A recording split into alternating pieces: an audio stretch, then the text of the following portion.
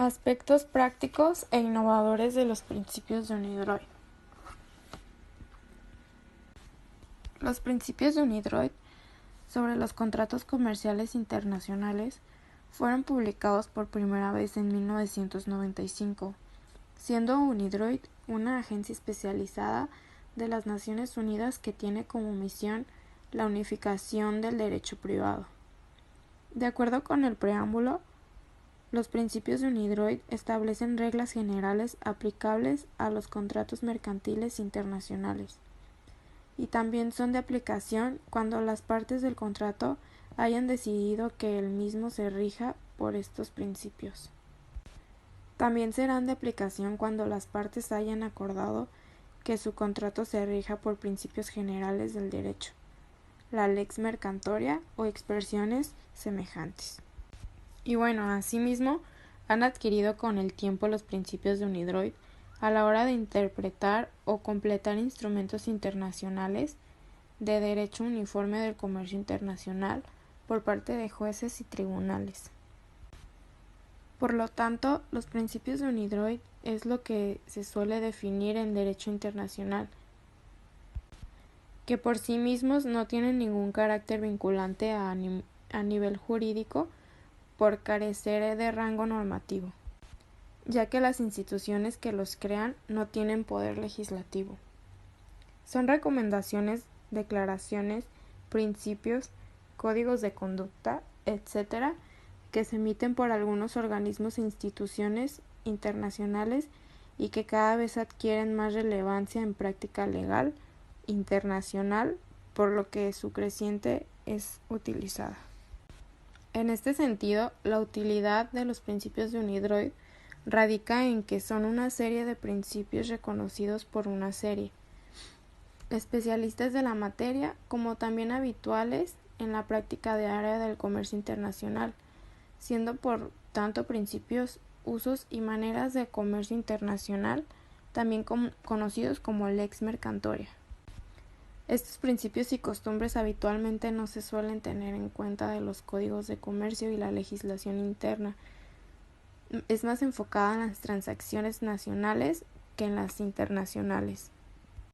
No obstante, lo anterior, tal y como recoge el artículo 1.4, estos principios no rigen la aplicación de normas de carácter, sean de origen nacional, internacional o supranacional, que resulten aplicables conforme a las normas pertinentes del derecho internacional privado.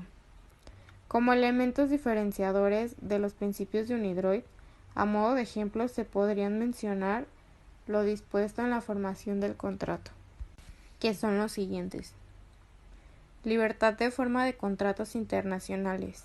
Este viene en el artículo 1.2.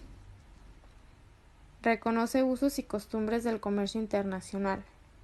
Este viene en el artículo 1.9. Deber de confidencialidad.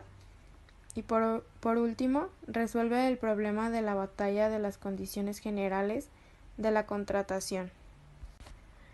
Y bueno, también habría de destacar que los principios ofrecen unos estándares para regular las negociaciones previas.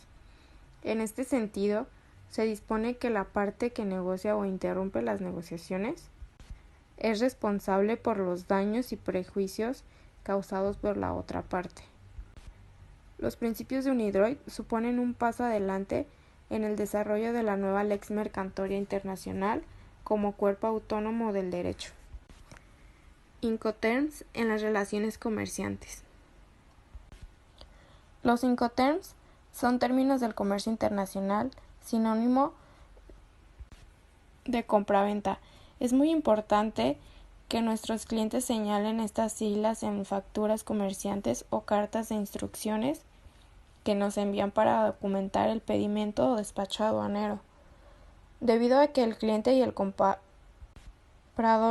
ellos realizaron, verificaron y acordaron los fines de la compraventa.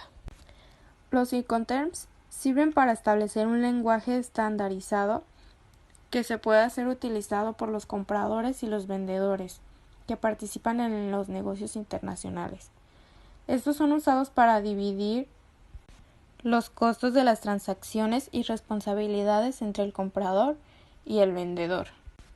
En cuanto a su propósito, es el proveer un grupo de reglas internacionales para la interpretación de los términos más usados en el comercio internacional.